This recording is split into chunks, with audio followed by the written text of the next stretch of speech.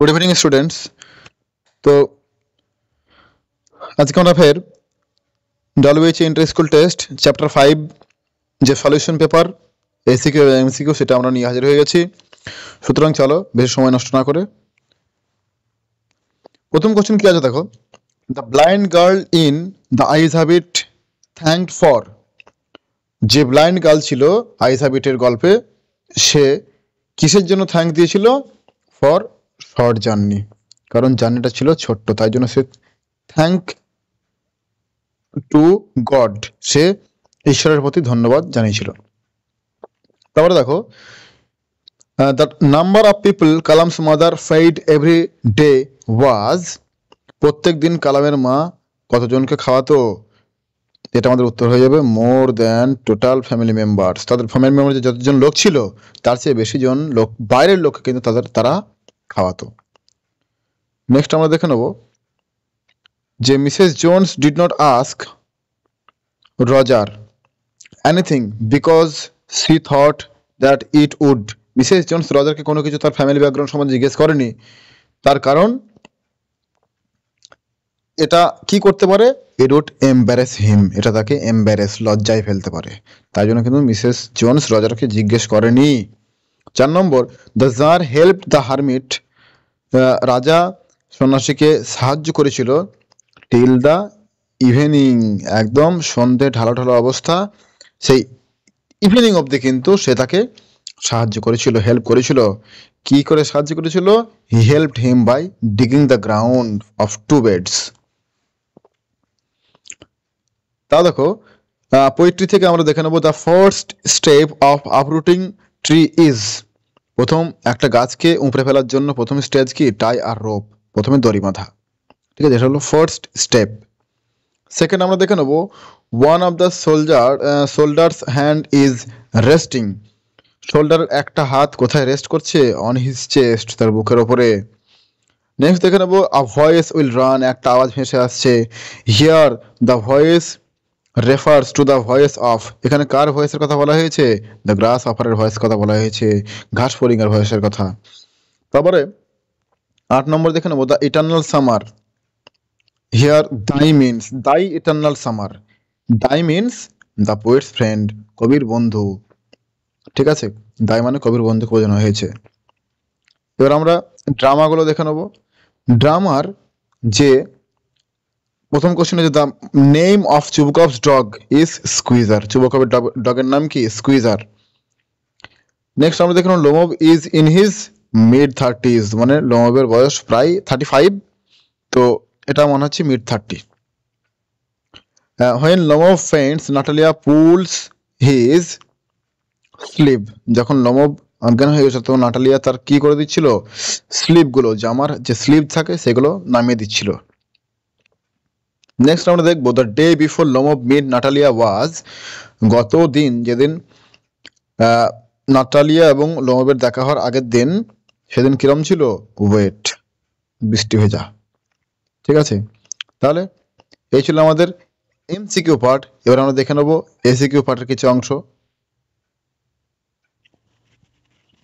হ্যাঁ, তো এসিকিউ প্রথম কোশ্চেন আমরা দেখে নেবো যে what did the tsar offer to his sworn enemy. রাজা তার যে জানে দুশমন যাকে বলা হয় তাকে কি অফার করেছিল? The czar offered the man and promised হিম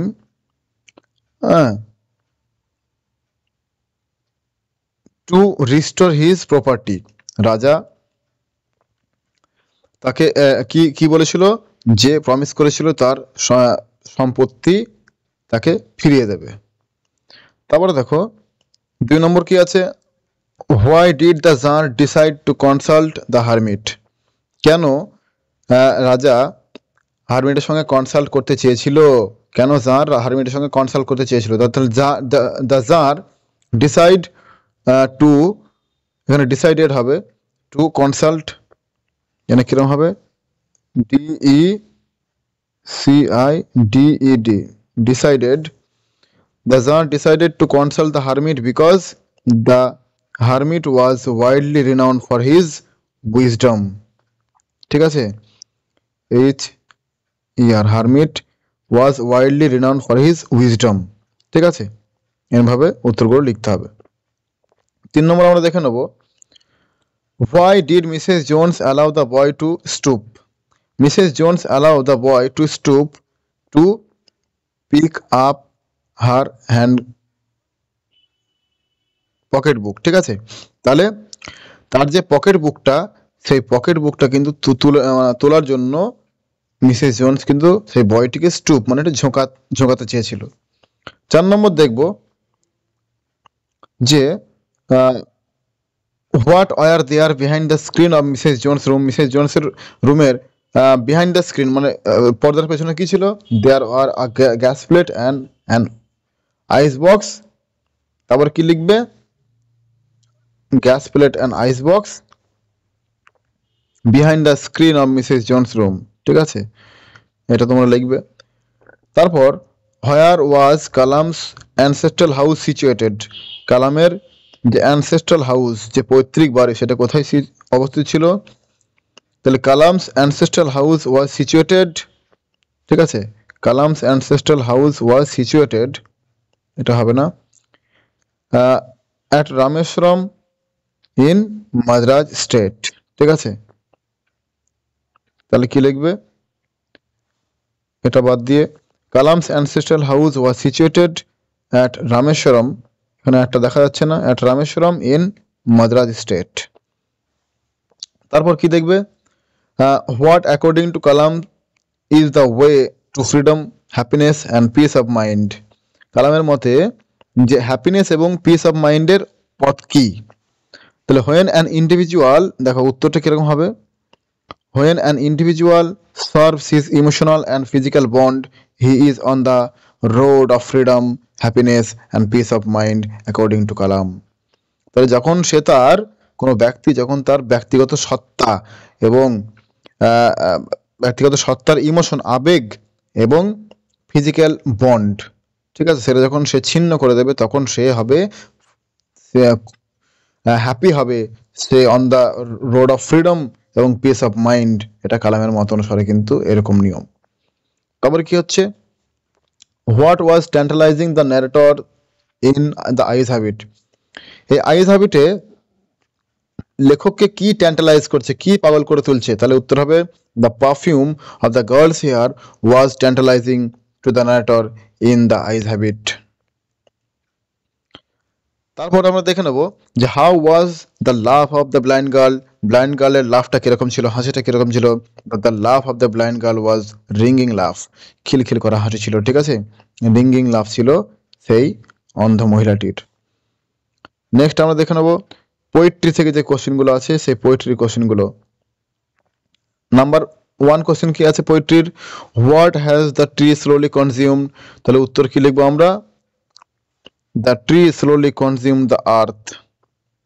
এটুকুই আমাদের উত্তর। ঠিক আছে, পৃথিবীর ভূপৃষ্ঠভাগ খেয়ে কিন্তু একটা গাছ বেড়ে ওঠে। নেক্সট দেখবো what might be the colour of স্কচের রুট? তাহলে দ্য কালার অফ স্কচের রুট ইজ ব্রাউন। শুকিয়ে যাওয়া যে রুট, তার কালার কিরকম হবে? ব্রাউন। তারপরে দেখো what streams from the mountain top? তাহলে the Sunday streams from the mountain top. সূর্যের আলো কিন্তু মাউন্টেনের টপ থেকে স্ট্রিম বা বেয়ে আসে। নেক্সট আমরা দেখে নেবো asleep in the valley থেকে। দেখো what type of poem asleep in the valley? তাহলে asleep in the valley is an anti war poem. এটা হলো একটা যুদ্ধ বিরোধী কবিতা। তারপর আমরা দেখে নেবো যে what when his gold complexion deemed? তার যে সোনালী গায়ের রং সেটা কখন ডিম মৃদু হয়ে যায়? তাহলে when the cloud cover the sun then his gold complexion dimmed. যখন মেঘেরা সূর্যকে ঢেকে দেয় তখন তার সূর্যের সোনালী গায়ের রং কিন্তু মৃদু হয়ে যায়। পরেরটা how could every fair lose fairness? কিরম ভাবে প্রত্যেক সৌন্দর্যবতী তাদের সৌন্দর্য হারায়? এটা আমরা দেখে নেব by chance or nature changing course every fair lose fairness. হয় বাই চান্স আর নয়তো প্রকৃতির গতি পরিবর্তনশীল ধারায় প্রত্যেকটা সুন্দর বস্তুর সৌন্দর্য কিন্তু হারিয়ে যায়। এরপরে কি দেখব, এরপরে দেখে নাও যে how when is the delight of the grasshopper done with, কখন গ্রাস হপারের যে আনন্দ সেটা শেষ হয়ে যায়।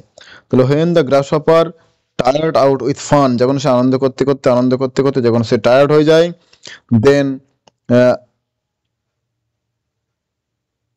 The delight of the grasshopper done with, ঠিক আছে, then the delight of the, এটা হবে না, then the delight of the grasshopper done with.